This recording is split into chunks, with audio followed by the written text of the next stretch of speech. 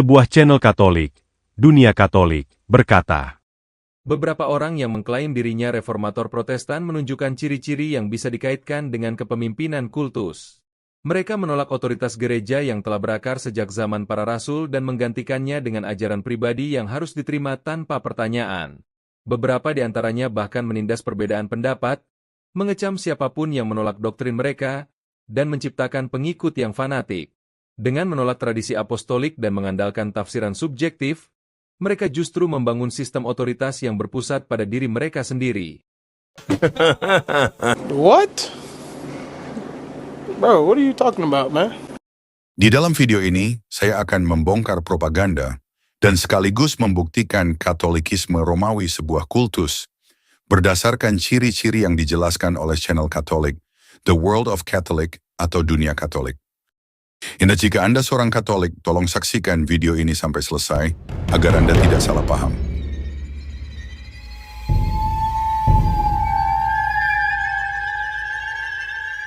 Sebelum memulainya, saya perlu menjelaskan satu hal yang penting, yaitu, seperti yang saya katakan berulang kali, yaitu Gereja Katolik Roma saat ini tidak terlihat secara kasat mata, memenuhi ciri-ciri sebuah kultus, karena telah terjadi perubahan doktrin yang radikal sejak Konsili Vatikan II. Namun demikian, jika kita teliti dengan baik, masih tersisa ciri-ciri ajaran kultus di dalam ajaran Katolikisme Romawi, dan ajaran kultus Katolikisme yang radikal itu, kita bisa lihat secara nyata dan jelas di abad pertengahan. Nah, sekarang mari kita mulai menyanggah propaganda channel Dunia Katolik. Pertama, jika Anda menonton video itu secara utuh, maka Anda tidak akan beroleh informasi siapa nama-nama yang masuk ke dalam kategori pemimpin kultus, karena nama yang disebutkan di dalam video itu sangat kabur dan ambigu.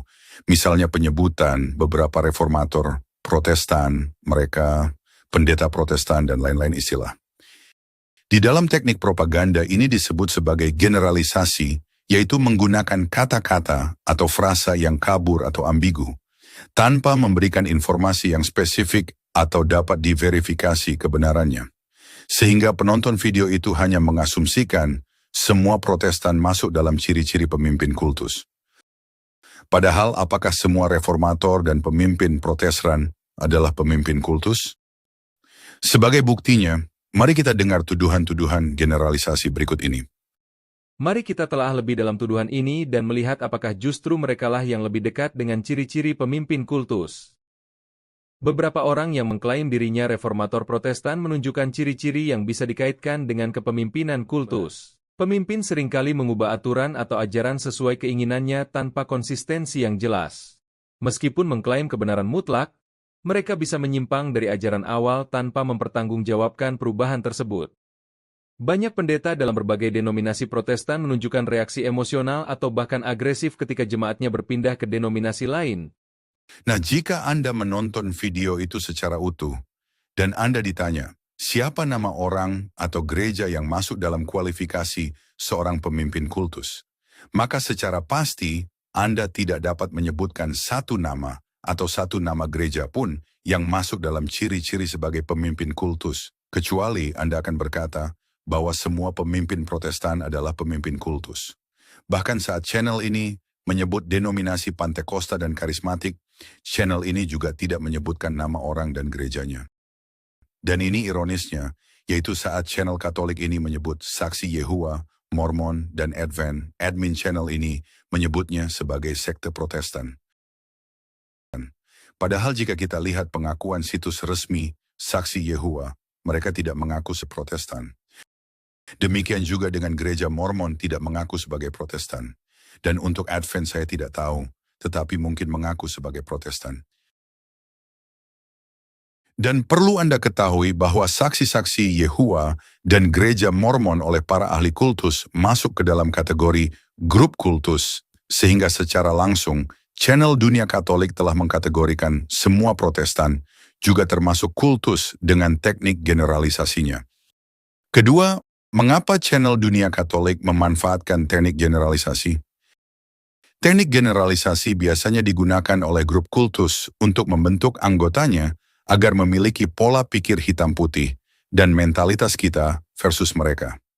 Ini menurut tulisan Stephen Hassan, seorang ahli kultus di situs Psychiatric Times mengatakan, Ideologi kelompok otoriter, seperti yang telah dibahas sebelumnya, biasanya bersifat semua atau tidak sama sekali, hitam dan putih, kita versus mereka, dan baik versus jahat. Anggotanya percaya doktrin tersebut adalah kebenaran tertinggi yang sakral dan ilmiah. jadi menurut Stephen Hassan, ajaran kultus adalah kebenaran absolut, sehingga membagi dunia ini dalam dua kelompok, yaitu apa yang ada di dalam grup kultus adalah pihak yang benar, baik dan suci, sedangkan pihak di luar grupnya itu palsu, buruk dan najis. Dan setiap anggota kultus juga percaya doktrin yang diyakininya adalah kebenaran tertinggi. Nah, apa yang dikatakan oleh Stephen Hassan dikonfirmasi oleh dunia Katolik saat mengatakan, 5. Pola as versus tem. Mengajarkan bahwa hanya kelompok mereka yang benar, sementara semua pihak lain adalah musuh atau sesat. Menciptakan ketakutan terhadap dunia luar, termasuk pemerintah, agama lain, atau masyarakat umum. Menggunakan propaganda untuk mempertahankan kesetiaan pengikut. ketiga, dan sebagai bukti pemimpin Protestan adalah sebuah kultus, channel dunia Katolik mengatakan, Menanamkan mentalitas as versus tem. Mereka mengajarkan bahwa gereja Katolik adalah sesat atau telah jatuh. Menciptakan dikotomi yang tajam antara kelompok mereka dan gereja yang didirikan Kristus. kini waktunya saya menanggapi argumen dari channel dunia Katolik sebagai berikut. Pertama, saya tidak menyangkal bahwa ada kemungkinan sebuah gereja Protestan yang mempraktekkan kultus. Kemungkinannya selalu ada. Tetapi saya mengalami kesulitan untuk menyepakati tuduhan-tuduhan dari channel Katolik ini. Karena channel ini tidak memberikan data yang lengkap siapa atau gereja mana yang melakukan praktek ajaran kultus.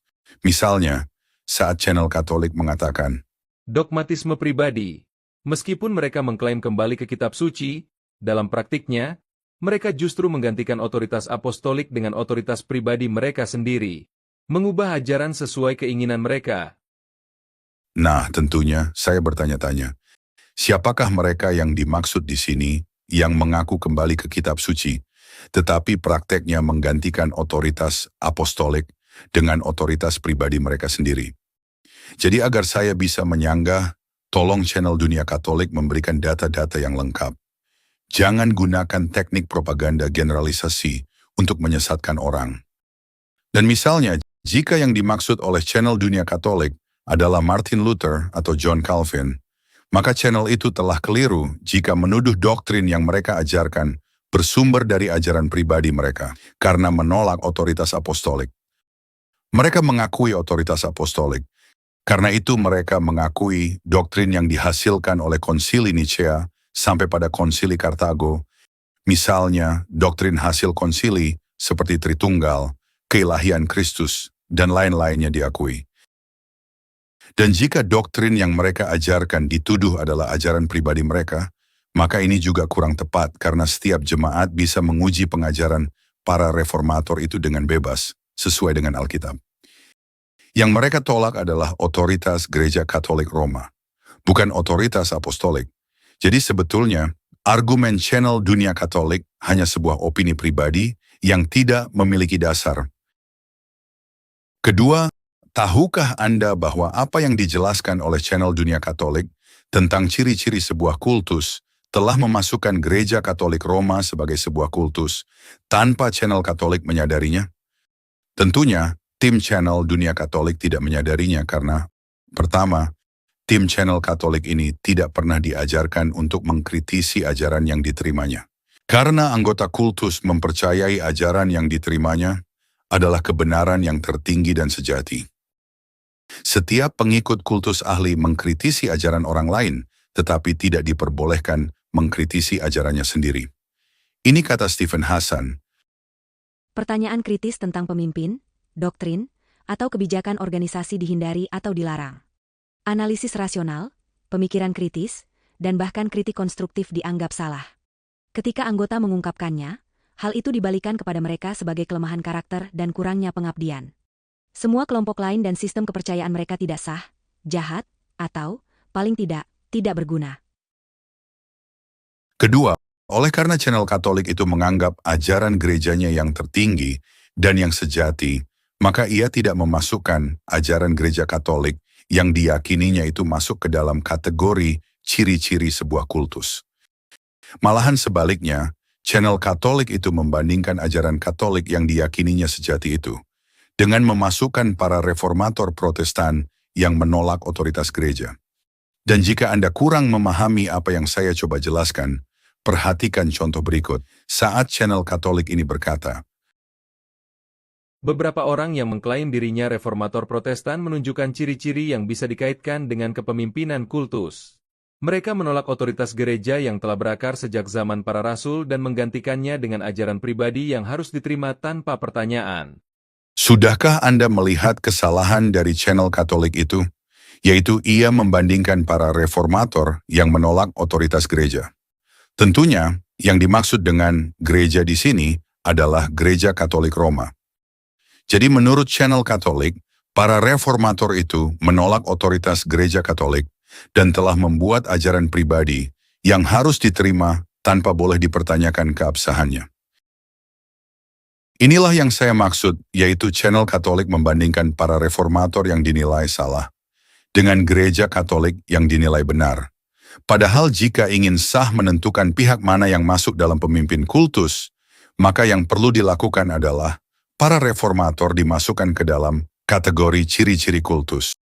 Dan demikian juga gereja Katolik dimasukkan ke dalam kategori ciri-ciri kultus.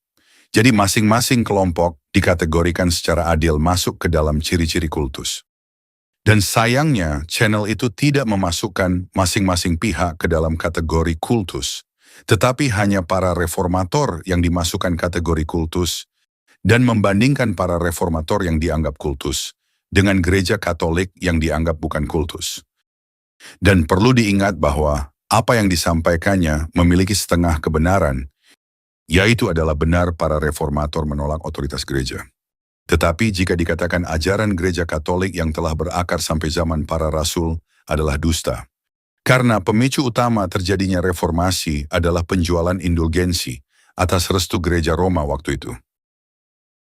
Apakah para rasul menjual indulgensi? Tentunya tidak. Jadi penjualan indulgensi tidak berakar pada ajaran para rasul. Jadi channel Katolik ini telah membuat opini yang menyesatkan.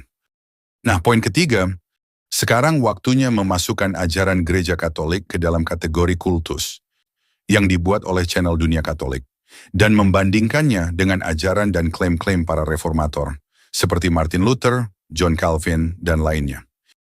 Channel Dunia Katolik berkata, Orang yang menuduh Paus sebagai pemimpin kultus seringkali tidak menyadari bahwa saat satu jari mereka menunjuk, jari-jari lainnya justru mengarah kepada diri mereka sendiri. Mari kita telah lebih dalam tuduhan ini dan melihat apakah justru merekalah yang lebih dekat dengan ciri-ciri pemimpin kultus. Dalam psikologi, seorang pemimpin kultus biasanya memiliki ciri-ciri tertentu yang membedakannya dari pemimpin kelompok agama atau organisasi biasa. Berikut beberapa ciri utama yang sering ditemukan. 1. Otoritas absolut. Pemimpin kultus menempatkan dirinya sebagai satu-satunya sumber kebenaran. Mengklaim memiliki wawasan khusus atau wahyu ilahi yang tidak dimiliki orang lain. Menolak kritik dan tidak mengizinkan pertanyaan atas ajarannya. apa yang dikatakan oleh channel Dunia Katolik adalah benar? Pertanyaannya adalah, apakah tokoh reformator seperti Martin Luther, John Calvin, dan lainnya termasuk ke dalam ciri-ciri pemimpin kultus? Pertama, setahu saya, Anda bisa koreksi kebenarannya, yaitu para reformator tidak pernah mengklaim tafsirannya itu diperoleh melalui wahyu ilahi atau bersumber langsung dari Tuhan, atau tidak pernah mengaku punya wawasan khusus. Para reformator juga tidak pernah mengklaim beroleh penetapan secara ilahi oleh Yesus atau Tuhan. Dan ini berbeda dengan Paus dan Uskup Gereja Roma yang merupakan penjaga kemurnian magisterium yang dipercaya berasal dari Tuhan sendiri. Dan saat Paus dan para uskup melakukan sebuah konsili, maka hasilnya dipercaya berasal dari Tuhan sendiri. Kedua, dan ingat Paus Gereja Roma bisa mengeluarkan suatu deklarasi yang bersifat ex cathedra, yaitu suatu deklarasi yang dikeluarkan oleh Paus sebagai gembala dan guru tertinggi yang dianggap tak bisa salah atau infallible mengenai iman atau moralitas. Nah, bukankah ini berarti Paus memiliki wawasan khusus yang tidak dimiliki oleh orang lain? Dan bukankah berarti deklarasi ex cathedra Paus itu bisa disebut memiliki nilai wahyu ilahi karena tidak bisa salah? Ketiga, kita tahu bahwa hanya ajaran Tuhan yang tidak bisa salah. Tetapi kini Paus pun dipercaya tidak bisa salah. Bukankah ini berarti pengajaran iman dan moralitas dari Paus memiliki otoritas absolut yang harus diyakini dan dijalankan oleh semua umat Katolik karena dipercaya bersumber dari Tuhan sendiri? Dan setiap umat Katolik tentunya ingat dengan Lukas 10 ayat 16 yang berkata, Barang siapa mendengarkan kamu, ia mendengarkan aku. Dan barang siapa menolak kamu, ia menolak aku. Dan barang siapa menolak aku, ia menolak dia yang mengutus aku. Bukankah ini berarti bahwa Paus dan para uskup memiliki otoritas ilahi yang setingkat dengan Yesus? Karena umat Katolik percaya mentaati dan mendengar Paus dan para uskup dianggap sama mendengarkan dan mentaati Yesus? Keempat, coba renungkan, yaitu dengan kemampuan Paus membuat pernyataan yang bersifat ex cathedra, yaitu tidak bisa salah. Bukankah berarti Paus adalah satu-satunya sosok pribadi yang memiliki sumber kebenaran? Dan poin terakhir, yaitu pemimpin kultus menolak dikritik dan tidak boleh dipertanyakan ajarannya. Sekarang kita renungkan kejadian-kejadian di abad pertengahan yang berkenaan dengan sikap perlakuan Paus dan gerejanya terhadap orang-orang yang menolak dan menentang ajaran gereja Roma. Saya ambil dari sebuah buku yang Anda bisa peroleh di toko buku Gramedia, dan kita simak keterangannya sebagai berikut. Inilah masa-masa tergelap dari sejarah kelam tahta suci ketika kerajaan Kristen dicengkeram oleh ketakutan histeris terhadap ilmu sihir dan terhadap perbedaan pendapat manapun yang menentang jalur agama yang sejati. Sebagaimana diamanatkan oleh para paus dan gereja Katolik. Beberapa kejahatan paling keji yang pernah dilakukan atas nama agama, semuanya dengan sanksi kepausan. Terjadi selama sekitar 5 abad pada masa perjuangan ganas merambah seluruh Eropa untuk memusnahkan kesalahan, keyakinan, praktik, atau pendapat manapun yang menyimpang dari haluan resmi kepausan. Dan buku ini juga menggambarkan akibat posisi Galileo Galilei saat pemahamannya dalam ilmu pengetahuan bertentangan dengan ajaran gereja waktu itu. Dalam bentuk yang kurang brutal, Inkuisisi menangkap ahli astronomi abad ke-17, Galileo Galilei, yang dikecam karena mendukung pendapat tentang struktur alam semesta, yang berlawanan dengan ajaran-ajaran gereja. Galileo percaya bahwa bumi mengorbit matahari, sementara gereja mengajarkan bahwa bumi adalah pusat alam semesta. Galileo akhirnya menghabiskan hidupnya sebagai tahanan di dalam rumahnya sendiri, dan sekitar 350 tahun kemudian pihak Vatikan akhirnya mengakui bahwa Galileo selama ini memang benar. Coba bayangkan jika Anda hidup di abad pertengahan dan tanyakan pertanyaan, apakah pihak gereja Katolik membolehkan pihak manapun memiliki pandangan yang berbeda dengan pendapat gereja? Apakah bisa pihak gereja disebut sebagai anti-kritik? Apakah bisa disebut pihak gereja memiliki otoritas absolut karena mampu melakukan apapun juga, termasuk membakar hidup-hidup dan penyiksaan terhadap pihak manapun juga yang menentang otoritas gereja? Tentunya Anda tidak mengalami semuanya itu, karena kita hidup di zaman modern, di mana doktrin gereja telah mengalami perubahan radikal sejak Konsili Vatikan II. Dan apakah Katolikisme Romawi memenuhi ciri-ciri sebuah kultus? Silahkan Anda jawab dengan jujur dan akal sehat. Dan ingat, semua kriteria yang saya pakai untuk membuktikan gereja Katolik dengan pausnya memenuhi ciri-ciri pemimpin kultus adalah ciri-ciri pemimpin kultus yang dijabarkan oleh channel Dunia Katolik. Nah, jika Anda bisa menemukan para reformator atau tokoh gereja memiliki reputasi seperti yang reputasi gereja Katolik Roma, maka Anda bisa memasukkan para tokoh tersebut sebagai pemimpin kultus. Dan berikan komentar Anda di kolom komentar. Ada banyak ciri-ciri kultus yang dibuat oleh channel Dunia Katolik yang belum saya bahas dan akan saya bahas di video berikutnya. Dan silahkan Anda nilai sendiri, manakah yang bisa disebut sebagai pemimpin kultus Paus dengan gerejanya, atau para tokoh reformator.